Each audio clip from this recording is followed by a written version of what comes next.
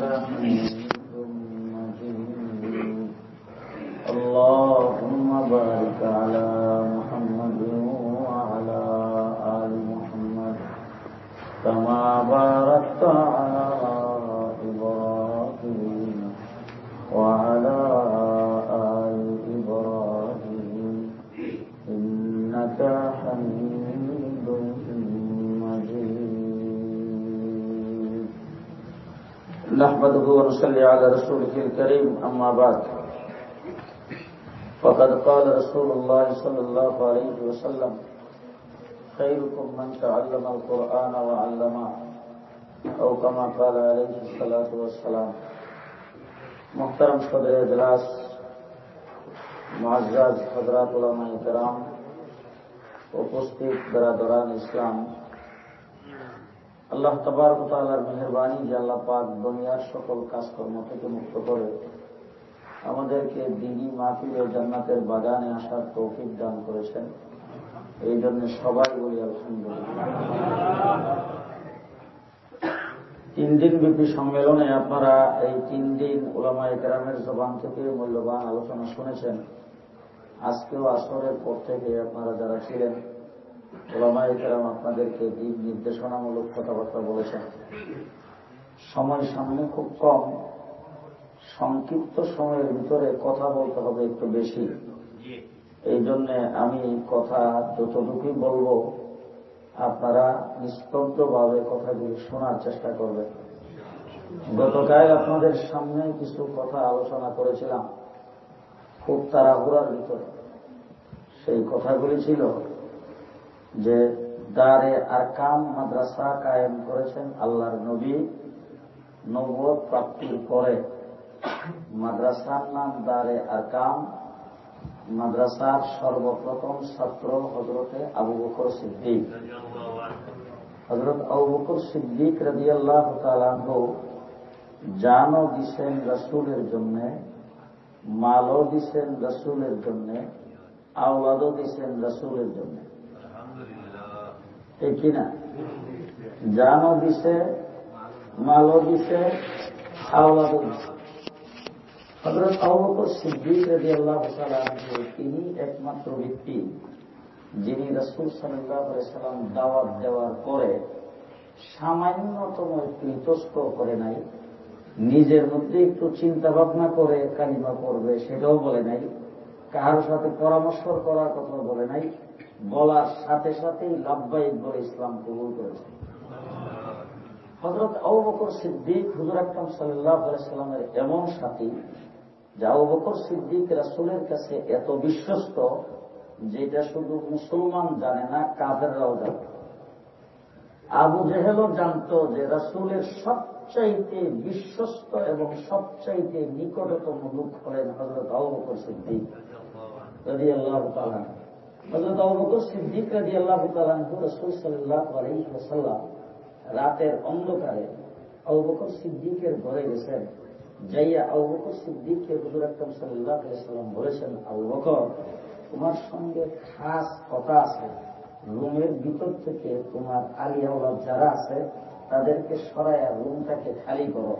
হযরত আবু বকর সিদ্দিক বলছেন, ওয়া আহলি ওয়া আহলুকা, এরা আমার যেমন আওলাদ আপনারও আওলাদ, আমার সামনে যেই ধরনের কথা বলতে পারবেন তাদের সামনেও বলতে পারবেন। আমি যেমন আপনার কাছে বিশ্বস্ত তারাও আপনার কাছে বিশ্বস্ত।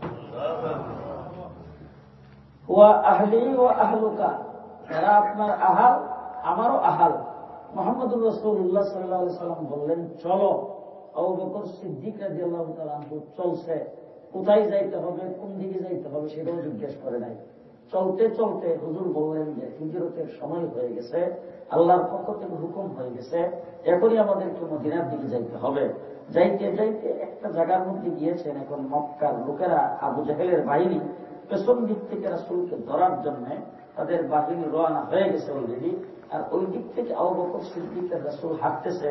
এখন কোথাও পাহাড়ের কোন গিরিপথে, পাহাড়ের কোন গুহার ভিতরে কোন জায়গায় আত্মগোপন করতে হবে। সামনে আসতেছে দিন, এখন আর চলা যাবে না, পরবর্তীতে পদক্ষেপ নিয়ে তারপরে যাইতে হবে। এখন ওই গুহার ভিতরে যাওয়ার জন্য পাহাড়ের উপরে উঠবেন, আবু বকর সিদ্দিক রাদিয়াল্লাহু তাআলা আনহু রাসূলুল্লাহ সাল্লাল্লাহু আলাইহি ওয়াসাল্লামকে ডাক দিয়ে বললেন, ও আল্লাহর হাবিব, সোয়ারি দেবী, আপনি সোয়ারিতে উঠেন। হুজুর আকরাম সাল্লাল্লাহু আলাইহি ওয়াসাল্লাম বললেন, আবু বকর, তুমিও ঘর থেকে আসছো খালি হাতে, আমিও আসছি খালি হাতে, সোয়ারি তুমিও আনো নাই, আমিও আনি নাই, তুমি বলতেছো সোয়ারি দেবী, আমি তো তোমাকে আর আমাকে ছাড়া আর কাউকে দেখতেছি না, তুমি সোয়ারি দেবী, সেই কথা কোথায় থেকে বললা? আল্লাহ নবীকে আবু বকর সিদ্দিক বলে, হুজুর, মেরাজের রাত্রিতে যখন সোয়ারির প্রয়োজন হয়েছিল তখন জিবরাইল আমিন আপনার জন্য বুরাক হাজির করেছেন, আর আজকে হিজরতের রাত্রিতে যখন সোয়ারির প্রয়োজন, আমি আবু বকর সিদ্দিক আমি নিজেই আপনার জন্য সোয়ারি। মুহাম্মদুর রাসূলুল্লাহ সাল্লাল্লাহু আলাইহি ওয়াসাল্লামের কাছে কাঁধটাকে পেতে দিয়েছেন। হযরত আবু বকর সিদ্দিকের কাঁধে রাসূল উঠছেন। কিতাবের মধ্যে আসছে আবু বকর সিদ্দিক, আমি কিন্তু ওই জায়গায় বারবার গিয়েছি, নিচ থেকে এ পর্যন্ত 1996 সনে সর্বপ্রথম হজে গেছি, এ পর্যন্ত যতবার গেলাম দেখার জন্য শুধু যাই যাইয়া নিচ থেকে উপর দিকে তাকাইয়া দেখি, কারণ আমার মতো এরকম মেরেকটা মানুষ ওই জায়গায় মধ্যে উঠার সাহসই করতে পারি না। আর সেই জায়গায় হযরত আবু বকর সিদ্দিক আমার নবীরে কাঁধে নিচে নিয়া এক দূর দিশে নিচ থেকে মুহূর্তের ভিতরে গুহার দরজার মধ্যে যায় হাজির। যায়া হযরত আবু বকর সিদ্দিক আল্লাহর হাবিবকে বলেন, হুজুর, গর্তের ভিতরে আমি আগে প্রবেশ করব, গর্তটা অন্ধকার, সাপ বিচ্ছু টাকাটা স্বাভাবিক থাকবেই, সাপ বিচ্ছু সেখানে পাহাড়ের গর্তের মধ্যে সাপ বিচ্ছু টাকাটা স্বাভাবিক, সেখানে সাপ বিচ্ছু থাকবে, সাপের বিভিন্ন রকম গর্ত আছে, সেই গর্তগুলির মুখ বন্ধ করতে হবে, সাপ বিচ্ছু সেখান থেকে তাড়াইতে হবে, তারপরে গর্তটাকে নিরাপদ করে আপনাকে সেখানে যাইতে বলতে হবে।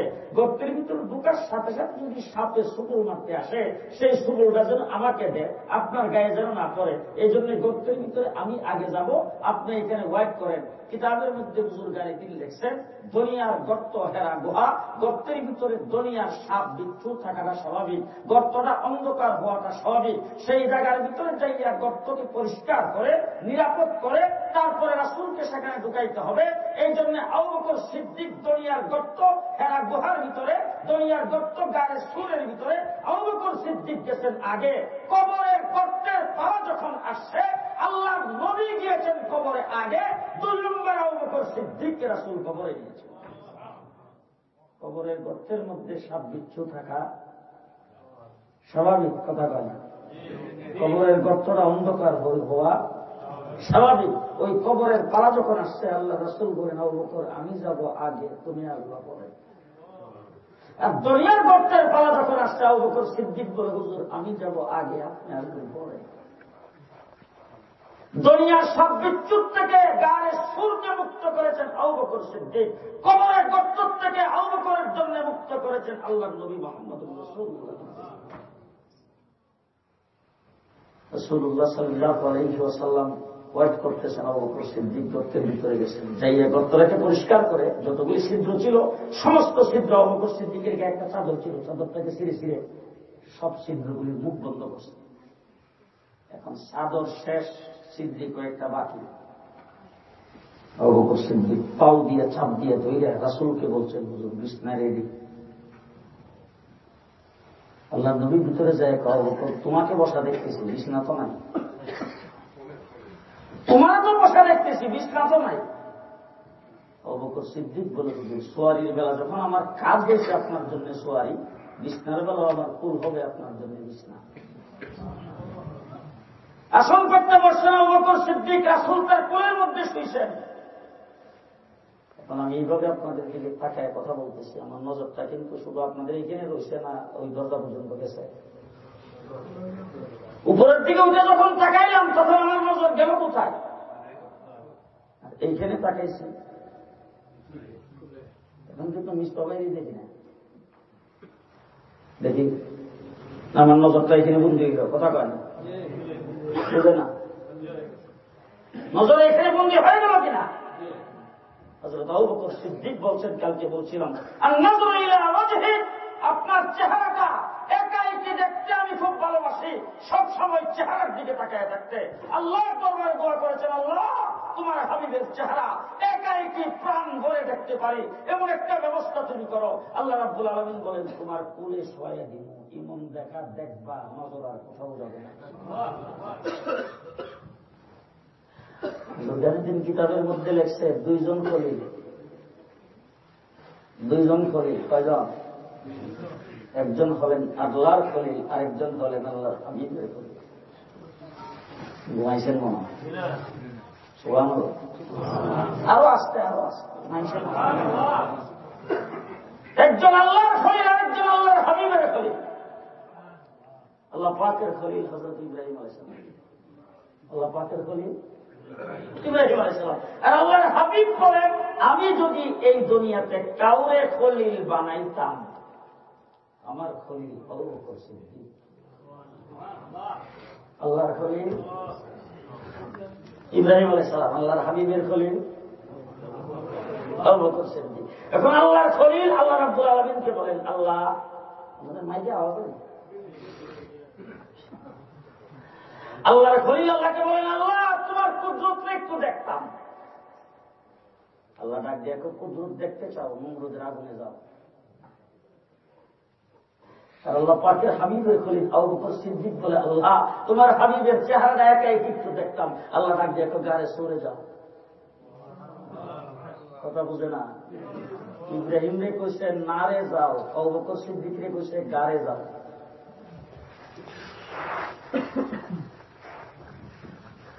হযরত আবু বকর সিদ্দিক দেখতে চাইল, একা দেখতে চাইছে, কিন্তু কথা মনে আছে না আপনাদের? আর যেন কেউ শেয়ার না করে।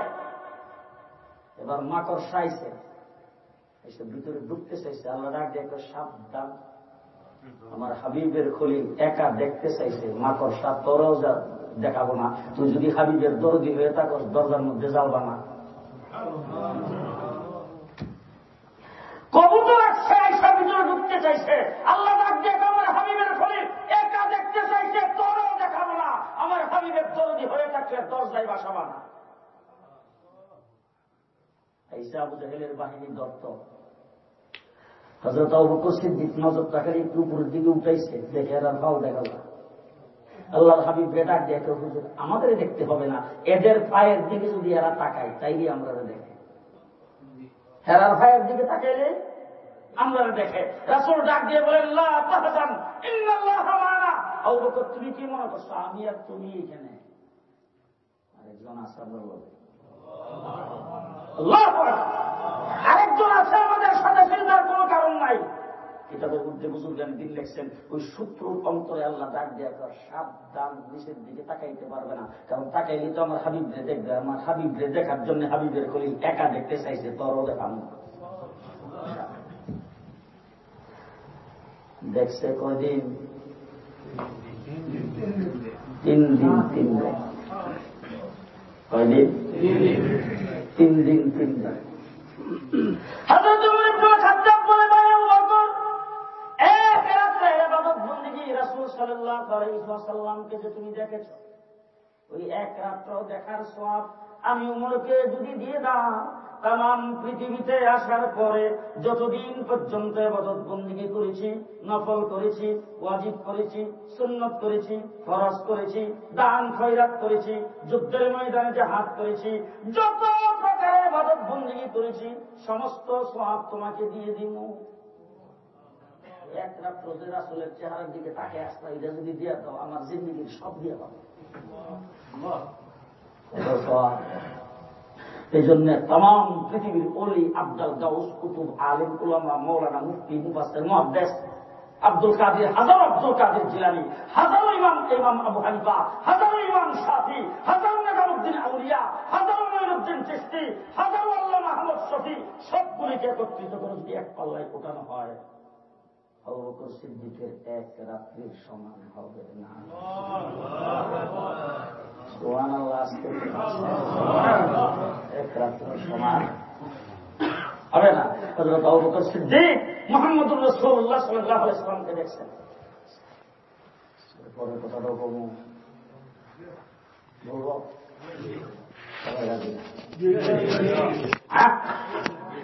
ইব্রাহিম আলাইহিস সালাম কার খলিল? আবু বকর সিদ্দিক কার খলিল? আল্লাহর হাবিবের খলিল। এবার ইব্রাহিম আলাইহিস সালামকে আল্লাহ পাক নিছেন নমরুদের আগুনে। কোথায়? ইব্রাহিম আলাইহিস সালাম আগুনে গেছে, ইব্রাহিমের পুরো জামা কাপড় ছিল। কসম জ্বলছে, হাতের মধ্যে আগুন লাগছে, খাওয়া লাগছে, কোনোখানো লাগেনি। আল্লাহ পাক আগুনে ডাক দিয়ে গেছে, ইয়া নারু কুনি বারদাও ও সালামান আলা ইব্রাহিম। এমন ঠান্ডা হইবা যেই ঠান্ডায় আমার আবু বকর হযরত আমার ইব্রাহিম এই ঠান্ডার মধ্যে যেন আরামের মধ্যে থাকতে পারে, আবার বেআরাম ঠান্ডা হয় না, মিশিগানের লাগান সময় পরে এরকম শান্তিদায়ক ঠান্ডা। এখন হযরত ইব্রাহিম আলাইহিস সালাম আগুন হয়ে গেছে, শান্তিদায়ক ঠান্ডা, আর জিবরাইল আমিন এনে দিয়েছে একটা সোফা। জিবরাইল কি এনে দিছে? সোফা। আরে সোফার ভিতরে যে সোফার মধ্যে যে ইব্রাহিম আলাইহিস সালাম বসে কোন জায়গা? আপনাদের মিশিগানের মসজিদ আগুনের ভিতরে, আর আগুনের ভিতরে সোফার মধ্যে জিবরাইল হযরত ইব্রাহিম আলাইহিস সালাম বসা। নোংরা দেখাই দূর থেকে দিকে তো কি রে সোফা দিল কেন? কি রে চতুর্দিক দিয়ে যে আগুন জ্বলতেছে, ঠেংলারা বয়ে গিয়ে দিব্যে আরামে বয়া। তখন যদি আপনাদের মিশিগানের কেউ থাকতো তাহলে মনে হয় এক কাপ কফিও দিত। সুভাষ যখন দুশো কফি খাবে তো এই জায়গার মধ্যে বয়ে যখন খালি ঠেং লাগাইতেছে সুভার মধ্যে বইয়া নুমরুদে ডাক দেখায়, কিরে ঘটনা কি? তেলের দাম বাড়াইতে বাড়াইতে 1 বছরে 7 বার বাড়াইছে। তোরে জ্বালাইতে যায়, আপনার তেল জ্বালাইলাম, এরপরে তুই জ্বলতে আসো ঠিক হই, রঙ্গ দি ঠিক হই, আওয়াজও দি ঠিক হই, ফাঁক ফুক ইটাও দি ঠিক হই, দোয়াও দি ঠিক হই, কিন্তু ইব্রাহিম আলাইহিস সালাম যে আগুনের ভিতরে পোয়া দিব্যি আরামে, তোর দিয়ে জ্বলন শক্তি কমে গেছে নাকি? আল্লাহ আগুন দিয়ে ডাক দিয়ে কয়, তোর জবান খুলে দিলাম, তুই জব দে। আগুনে নমরুদের ডাক দিয়ে কয়, রেঞ্জের বাইরে কেন, একটু সামনে আগায় দেখাস না, মজা দেখা। অর্থাৎ আল্লাহ পাক আমার কইছে তুই যুদ্ধের ভিতরে চালাইছ, যুদ্ধের ভিতরে থাকতে ডাইনি বামে কোথাও না যাই, তুই যেখানে আসো ওখানে যাই। হযরত ইব্রাহিম আলাইহিস সালাম আল্লাহর খলিল আগুনের মধ্যে গেছে, ইব্রাহিমের কোনো কষ্ট হয় নাই। ইব্রাহিম দিব্যি আরামে আগুনের মধ্যে ছিল। কিন্তু আল্লাহ পাকের হাবিবের খলিল হযরত আবু বকর সিদ্দিক যখন গর্তের ভিতরে গেছে, সেখানে ওই যে ফাউ দিয়া চাপ দিয়া যে কয়েকটা গর্তের মুখ বন্ধ করে বসছিল, ওখান থেকে বিচ্ছু এসা আবু বকর সিদ্দিককে দিছে কান। এখন কুলের মধ্যে শোয়া কাটা, হ্যাঁ আমরা হইলে তো বাবারি বাবা ধাক্কা দিয়া সরাই উঠছে মালা বলে দূর। আবু বকর সিদ্দিক ওই ব্যথা সহ্য করতেছে, সারা শরীর ব্যথায় ব্যথিত হইয়া নাক মুখ চোখ চেহারা সব লাল বর্ণের হয়ে গেছে। অনিচ্ছাকৃত চোখ থেকে পানি বের হয়ে রাসূলের চেহারার মধ্যে পড়ে গেছে। কিন্তু আবু বকর সিদ্দিকের সারা শরীর কাঁপে, পাউডারে কাঁপায় না, কাঁপলে হুজুর ঘুম ভাঙে। চেহারার মধ্যে পানি পড়ার পরে রাসূল এইভাবে তাকাইছে, তাকাইয়া ডাকবে, আবু বকর বিবি বাচ্চা রাইখা আসতো, এই জন্য কি কষ্ট লাগতেছে? বলে না। ব্যবসা বাণিজ্য যে ফালাই আসতো এই জন্য কষ্ট লাগতেছে? বলে না। বাড়ি ঘর সংসার সম্পত্তি হয়ে আসতো এই জন্য কষ্ট লাগতেছে? বলে না। তোমার ছোট মেয়েদের জন্য কষ্ট লাগতেছে? বলে না। বলো যেদিন থেকে আপনার উপরে ঈমান আনছি, খোদার কসম করে বলি, দুনিয়ার আলী আওলাদ মাল সম্পদ ব্যবসা বাণিজ্যের মায়া আমার অন্তরে চুল পরিমাণও নাই। সমস্ত মায়া আমার অন্তরে একমাত্র আপনার। তাই চোখ দিয়ে পানি আসলো কেন? বলে হুজুর বিচ্ছু বের হয়ে আমার পায়ের মধ্যে আঘাত করেছে। হুজুর আমি ইচ্ছা করে চোখ দিয়ে পানি আসে নাই, ওই ইচ্ছাকৃত পানি এসে গেছে, সহ্য করতে পারি নাই, সারা শরীর ব্যথায় ব্যথিত হয়ে গেছে। রাসূল সাল্লাল্লাহু আলাইহি ওয়াসাল্লাম বলেন, আবু বকর যখন বিচ্ছুটা এসে মুখটা লাগাইছিল তখন তুমি পাওয়া সরাই ফেললে না কেন? হযরত আবু বকর সিদ্দিক বলে, হুজুর বিচ্ছুর কামড়ে যদি আমার মৃত্যু হইতো আমি মরতে রাজি ছিলাম, কিন্তু আল্লাহ নবীর ঘুম ভাঙতে রাজি। মুহাম্মদুর রাসূলুল্লাহ সাল্লাল্লাহু আলাইহি ওয়াসাল্লামের 1 নম্বর উম্মত হযরত আবু বকর সিদ্দিক, আল্লাহ হাবিবের খলিল। গর্তের ভিতরে যাওয়ার পরে যখন বিচ্ছু কামড় দিয়েছে, সারা শরীর ব্যথা হয়েছে কিনা? কষ্ট হয়েছে কিনা? হয়েছে। আজকে যারা মাদ্রাসার থেকে হাফেজ পাড়ি হয়েছে, এই মাদ্রাসার পড়ে যারা আলেম হয়েছে, দিনদার মুসলমানদেরকে পরিষ্কার বলতে চাই, হুজুরগান দিন লিখছেন, আল্লাহ পাকের হিকমত ভালো করে বুঝে। আবু বকর সিদ্দিক আল্লাহর হাবিবের খলিল, ইব্রাহিম আলাইহিস সালাম আল্লাহ পাকের খলিল, আল্লাহর খলিল আগুনে গেছে, তার কোনো কষ্ট হয় নাই, আগুনের পশমের মধ্যে একটা শেখাও লাগে নাই। আল্লাহর হাবিবের খলিল গর্তের ভিতরে গেছে, সেখানে মৃত্যু কামড় দিছে, তার কষ্ট হয়েছে। আল্লাহ পাক এই উম্মতের উলামায়ে কেরামকে, ওয়ারাসাতুল আম্বিয়াকে, দিনদার মানুষগুলিকে বুঝাইতে চাচ্ছেন, ও দুনিয়ার আমার আখির নবীর উম্মত, আমার হাবিবের উম্মতেরা ভালো করে মনে রাখো, কিয়ামত পর্যন্ত আল্লাহর নবীর সুন্নতের দিক থেকে, ইলমের দিক থেকে, আমলের দিক থেকে যারা যত বেশি আমার হাবিবের কাছে হবে, তত বেশি তোমাদের উপর নির্যাতন আসতেই থাকবে। কথা বুঝে আসে? কথা বুঝেছে?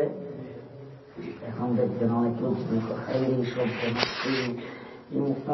আল্লাহর বলি, ওনারে তো কষ্ট কেন? আল্লাহর হাবিবের সুন্নতের দিক থেকে, আমলের দিক থেকে, ইলমের দিক থেকে রাসূলের যত বেশি কাছে হবে, তত বেশি নির্যাতন তার উপর আসতে থাকবে। সেই নির্যাতন বুক করতে হবে সবাই, কষ্ট পেশ করতে হবে সবাই। আজকে মাথায় পাগড়ি পরাই দিলাম এইখানে বড় আনন্দের সাথে, বড় আনুষ্ঠানিক ভাবে আপনারা সবাই বাহবা দিলেন। মনে হতে পারে ওই ছেলেটা যখন সমাজে দিন প্রচার করার জন্য যাবে, গায়ের দরে তাকে ধাক্কা দিয়ে ফেলে দিতে পারে কিনা? সুতরাং বাহবা জীবন পাবো, সেটার জন্য জীবন প্রস্তুতি, আমার উপর নির্যাতন আসবে সেটার জন্য প্রস্তুত হয়ে থাকতে হবে। আর সবসময় আল্লাহর দরবারে দোয়া করতে হবে, রব্বানা ওয়ালা তুহাম্মিলনা মা লা তাকাতা লানা বিহি ওয়াফু আন্না ওয়াগফির লানা ওয়ারহামনা আনতা মাওলানা ফানসুরনা আলাল কওমিল কাফিরিন। হযরত আবু বকর সিদ্দিক গেছেন করতে। আবু বকর সিদ্দিকের মেয়ে আসমা বিনতে আবু বকর, কি নাম? আসমা বিনতে আবু বকর, হযরত আয়েশা সিদ্দিকের বড় বোন, 5-7 বছরের বাচ্চা, 7-8 বছর। আল্লাহর নবী আর বাবা আবু বকর সিদ্দিকের জন্য খানা পাকাইয়া নিয়ে গেছে ওই গর্তের ভিতরে, ওই পাহাড় দিন গেছে। যে যাইয়া খানা রাসূলের সামনে, আবু বকর সিদ্দিকের সামনে রাখছে, মুখ এইভাবে বন্ধ।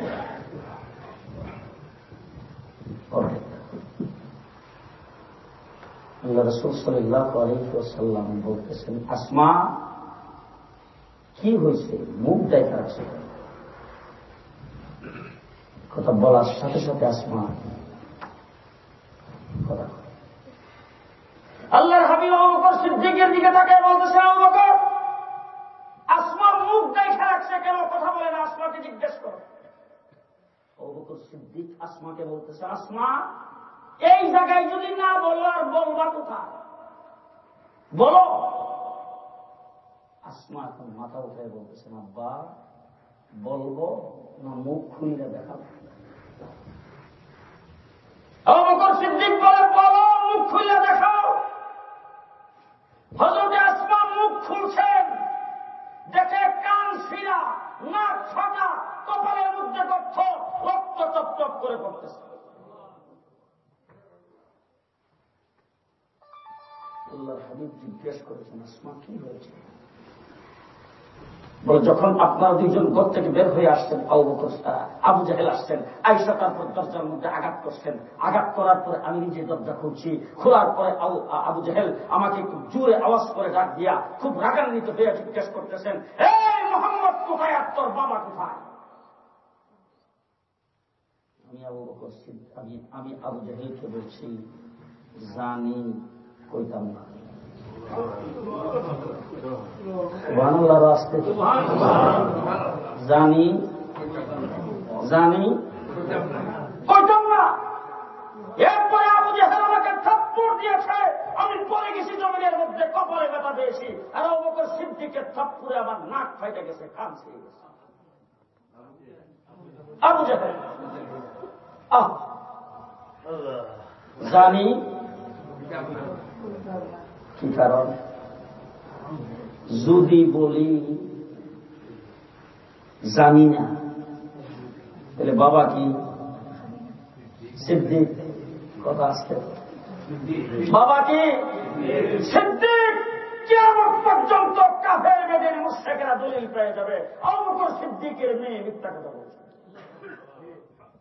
যদি বলি জানি না, তাহলে বাবার সাদাকতের উপর আঘাত আসে, আর যদি বলি জানি কোন জায়গায় আছে, তাইলে নবুয়তের উপর আঘাত আসে। নবুয়তেরও রাস ফাঁস করি নাই, বাবা সিদ্দিকেরও রাস ফাঁস করি নাই। থাপ্পড় বরদাস্ত করেছি, মায়ের খেয়েছি, নির্যাতন বরদাস্ত করেছি, বাবার সাদাকত যাইতে দেই না, নবীর নবুয়ত যাইতে দেই। এই হলো আবু বকর সিদ্দিক। হুজুর আকরাম সাল্লাল্লাহু আলাইহি ওয়াসাল্লামকে বলছেন তিন কথা, আন-নাযরু ইলা ওয়াজহিক, ইনফাকু মালি ইলা আমরিক, আইয়াকুনা বিনতি ফি বাইতিক। মুহাম্মদুর রাসূলুল্লাহ সাল্লাল্লাহু আলাইহি ওয়াসাল্লামকে সাল্লাল্লাহু আলাইহি সাল্লামের হাবিব খলিল হলেন হযরত আবু বকর সিদ্দিক, আর আল্লাহর খলিল হলেন ইব্রাহিম আলাইহিস সালাম। আল্লাহর খলিলের মাধ্যমে সমস্ত পরীক্ষায় যখন পাস করেছেন, তখন আল্লাহ পাক তার দ্বারা বাইতুল্লাহ শরীফের ঘর তৈরি করেছেন। আর আল্লাহর হাবিবের খলিল আবু বকর সিদ্দিক যখন গর্তের পরীক্ষায় পাস করেছেন, আল্লাহ পাক তার দ্বারা মসজিদে নববী তৈরি করেছেন। হযরত ইব্রাহিম আলাইহিস সালামের দ্বারা বাইতুল্লাহ তৈরি করেছেন। জায়গাটা আগে থেকে আল্লাহর পক্ষ থেকে নির্ধারিত, জায়গাটা আল্লাহর পক্ষ থেকে নির্ধারিত, সেখানে ঘর হবে। কথা কয় না? হযরত নূহ আলাইহিস সালাম বানাইছিল, আদম আলাইহিস সালাম বানাইছিল, আগে থেকে নির্ধারিত। আবু বকর সিদ্দিক আল্লাহর হাবিবের খলিল, তিনি যে মসজিদ নববী বানাইছেন, সেই জায়গাটা আবু বকর সিদ্দিক নিজে পয়সা দিয়া খরিদ করে মসজিদের নামে ওয়াকফ করে তারপরে মসজিদ বানাইছেন। ও আমার ভাইয়া, আজকে যারা মাদ্রাসার ছাত্র, এখানে যারা লেখাপড়া করো বা হাফেজ হয়েছ, হাফেজ হইবা, ওই আবু বকর সিদ্দিক আল্লাহর হাবিবের যে খেদমত করেছেন, ওখান থেকে মাদ্রাসার ছাত্র উস্তাদের সঙ্গে খেদমতের সম্পর্ক আছে। ওখান থেকে আমাদের দেশের প্রফেসর জাফর ইকবাল সাহেবকে ছাত্ররা পিটেছে। আবার মিডিয়ার সামনে এসে সাংবাদিকদের সামনে বলে, আমার ছাত্ররা আমার মারছে। অনেকদিন আমি বাইতুল মুকাররমের সামনে বলছি যে তুই তো বেটা গাছ হো না, কুসু গাছ বাসি লেগে মরা দরকার, তোর ছাত্ররা তোরে পিটাইছে, তুই আবার বিশ্বাস। আর আমার কওমি মাদ্রাসার উস্তাদরা চোখে ইশারা দিলে ছাত্ররা জীবন দিয়া দেয়। কওমি মাদ্রাসায় যায় দেখে খেদমত কিভাবে, কোথায় থেকে আসলো। হযরত শেখ মদনী রহমতুল্লাহ আলাইহি, মাহমুদ হাসান দেওবন্দি রহমতুল্লাহ আলাইহি, মাহমুদ হাসান দেওবন্দি রহমতুল্লাহ আলাইহিকে ইংরেজরা অ্যারেস্ট করেছে। হুসাইন আহমদ মাদানির বিরুদ্ধে অ্যারেস্টের কোন প্রকার পরিকল্পনা নাই, ওনার বিরুদ্ধে ওয়ারেন্ট নাই। হযরত হুসাইন আহমদ মাদানি নিজে যাইয়া গোয়েন্দাদের কাছে বলতেছেন, আমার নামটাও হুজুরের সাথে লেখা নেন, তার কারণ হলো আমিও ইংরেজ বিরোধী আন্দোলনে হুজুরের সঙ্গে জড়িত। আমি যদি ওইটা এক দূর দিলাম, বুঝলেন, কি এর বিমান আর কি এর দৌড়াইতে দৌড়াইতে বিমান। জিজ্ঞাসা করেছেন ওনাকে যে আপনি নিজে মানুষটা আত্মগোপন করে মানুষ গ্রেপ্তার থেকে মানে এদিক সেদিক ভাগ্যে থাকে, আপনি নিজে গ্রেপ্তার হওয়ার জন্য এরকম ভাবে নাম লেখাইলেন কেন? হুসাইন আহমদ মাদানী বলেন, বৃদ্ধ উস্তাদ জেলখানার ভিতরে থাকবে আর আমি বাহিরে থাকবো, জেলখানার ভিতরে উস্তাদের খেদমত কে করবে? খেদমত কি করছে? কওমি মাদ্রাসা। কওমি মাদ্রাসা কারে বলে বলা করে শুনুন, কি করছে খেদমত। হঠাৎ করে একদিন বলে, হে আগামীকাল শান উঠব রমজান মাসের। হুসাইন আহমদ, আমাদের মধ্যে তো কেউ হাফেজ নাই, প্রতি বছর আমরা খতমে তারাবি পড়ি, আজকে এই বছর তো আমাদের খতমে তারাবি পড়ার নসিব হবে না, কারণ আমরা দ্বীপের মধ্যে এখন বন্দি, আমাদের মধ্যে কেউ হাফেজ নাই, খতমে তারাবি পড়াবে কে? হুসাইন আহমদ মাদানী যে কোরআন নিয়ে বসে গেছে, প্রতিদিন এক পারা মুখস্থ করে রাত্রে বেলা উস্তাদকে এক পারা তারাবির নামাজে শোনাইছে। 30 রমজান শেষ, 30 তারাবি শেষ, 30 পারাও শেষ। কারে বলে? সেই মালটার দ্বীপের মধ্যে বরফে ঢাকা ঠান্ডা,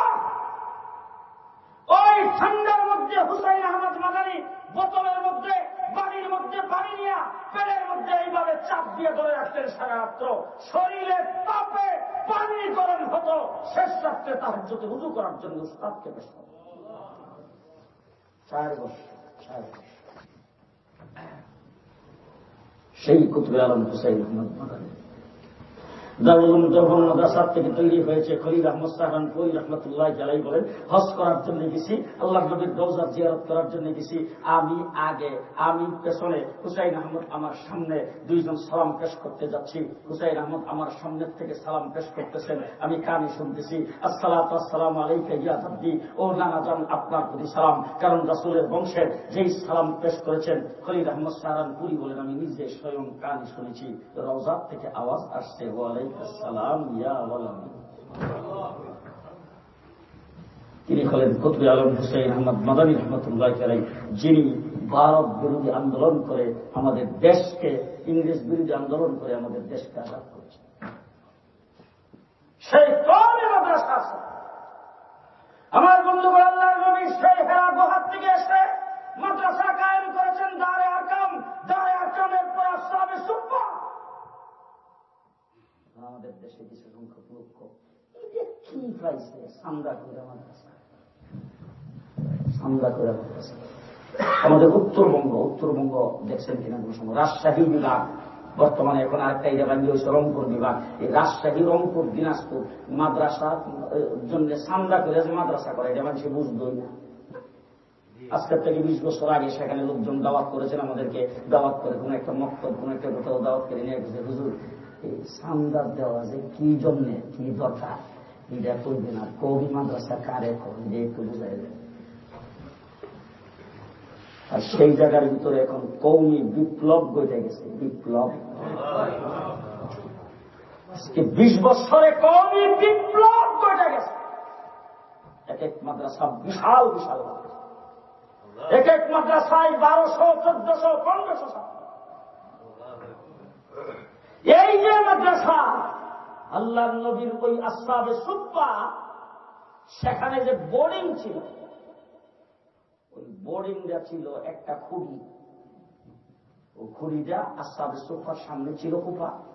কাহারো গাছের খেজুর পাকলে কেউ যদি খেজুর দান করত, ওই খুঁড়ির মধ্যে এনে জর্তাটা বাইন্ধা দিয়ে যেত। আর ওই মাদ্রাসার সবচাইতে নিয়মিত 24 ঘন্টার ছাত্র হইল হযরতে আবু হুরায়রা। আবু হুরায়রা ওই ব্যক্তি যিনি ইসলাম কবুল করার পরে কোনদিন আর ব্যবসা বাণিজ্য, সংসার সম্পত্তি কিচ্ছু করে নাই, আল্লাহর নবীর সঙ্গে কাটাই দিছে বলা। এই জন্য হযরত আবু হুরায়রা সবচাইতে বেশি হাদিস বর্ণনা করেছেন।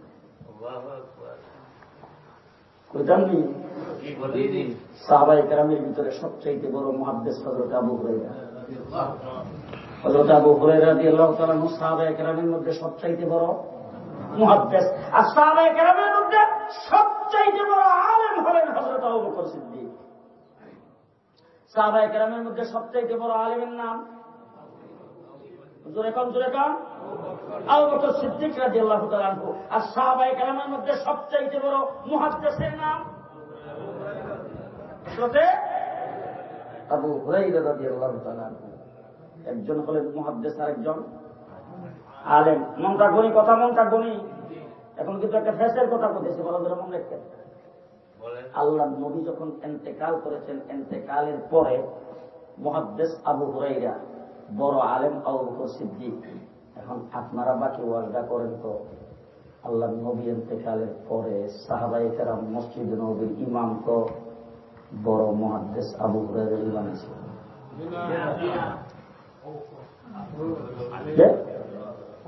কারে বানাইছে? বড় আলেম আবু বকর সিদ্দিক রাদিয়াল্লাহু তাআলা আনহুকে বানাইছে। বড় মুহাদ্দিস আছিল তো, বড় মুহাদ্দিসকে বানিয়ে। এবার আমিরুল মুমিনিন খলিফাতুল মুসলিমিন কারে বানাইছে? আবু হুরায়রাকে। বড় আলেম আবু বকর সিদ্দিককে। এবার সাহাবায়ে কেরাম যদি কোনো মাসলা জিজ্ঞেস করতে হয়েছে, অনুকরণ যদি করতে হয়েছে, সাহাবায়ে কেরামকে যদি কোনো বিষয় নির্দেশ করতে হয়েছে, নির্দেশটা আবু হুরায়রা করছেন না আবু বকর সিদ্দিকই করেছেন? হ্যাঁ, আবু বকর সিদ্দিককে করেছেন। সাহাবীরা কিছু জিজ্ঞেস করতে গিয়ে আবু বকর সিদ্দিককে জিজ্ঞেস করেছেন, ঠিক না বেঠিক? ১৬ লক্ষ সাহাবায়ে কেরামের ভিতরে বড় মুহাদ্দিস হলেন আবু হুরায়রা, বড় আলেম হলেন আবু বকর সিদ্দিক। আবু বকর সিদ্দিক মুসলিম নবীর ইমাম, আবু বকর সিদ্দিক আমিরুল মুমিনিন খলিফাতুল মুসলিমিন, আবু বকর সিদ্দিকের অনুকরণ, আবু বকর সিদ্দিকের মাযহাব, আবু বকর সিদ্দিককে মসলা মাসাইল জিজ্ঞেস করা, যাবতীয় সবকিছু সাহাবায়ে কেরাম আবু বকর সিদ্দিকের করেছেন। আর বড় মুহাদ্দিস হিসাবে হযরতে আবু হুরায়রাকে রাদিয়াল্লাহু তাআলা আনহুকে শ্রদ্ধা করেছেন। ঠিক তেমনি করে সাহাবায়ে কেরামের জেনারেশনের পরে এই উম্মতের মধ্যে সবচাইতে বড় আলেম হলেন হযরত ইমাম আজম আবু হানিফা রাহমাতুল্লাহি আলাইহি, আর সবচাইতে বড় মুহাদ্দিস হলেন ইমাম বুখারী রাহমাতুল্লাহি আলাইহি। উলামায়ে দেওবন্দের আকীদা সাহাবায়ে কেরামের আকীদার মতো, সাহাবায়ে কেরাম যেমন বড় আলেমকে মাযহাবের ইমাম হিসাবে মানছেন, বড় আলেমের কাছে জিজ্ঞাসা করেছেন, ফতোয়া জিজ্ঞাসা করে চলছেন, ঠিক তেমনি করে বড় আলেম হযরত ইমামে আজম আবু হানিফাকে আমরা মাযহাবের ইমাম হিসাবে মানি, বড় মুহাদ্দিস হিসাবে ইমাম বুখারীকে মানি। সাহাবীদের যে সিস্টেম আমরা আজকে কথা বলি, সাহাবীরা যে তরিকা আমরা এখন দেখবেন যে একজন একবারে হাতুলের নিচে বুখারী শরীফে আমি একটা দেখি আমার কাছে দূরে লইছে খালি সব কথা বুখারী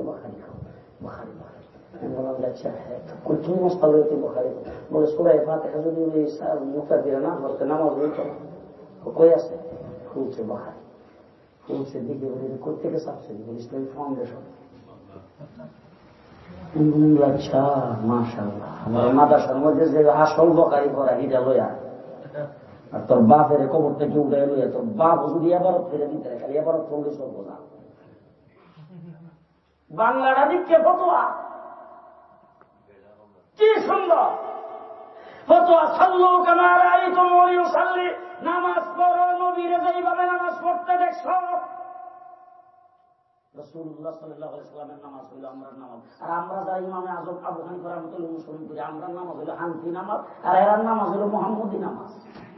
কি সুন্দর মুহাম্মদী নামাজ। আমি একটা দূরে জিজ্ঞেস করলাম, আচ্ছা রাসূলুল্লাহ সাল্লাল্লাহু আলাইহি ওয়াসাল্লাম বলছেন সাল্লু কামা রাআইতুমুনি উসাল্লি, আমাকে যেইভাবে নামাজ পড়তে দেখছো সেইভাবে তোমরা নামাজ পড়ো। আচ্ছা তুই হুজুরে দেখছো কি না? তোর বাবা দেখছে, দাদা দেখছে, বলে না দেখছে দাদা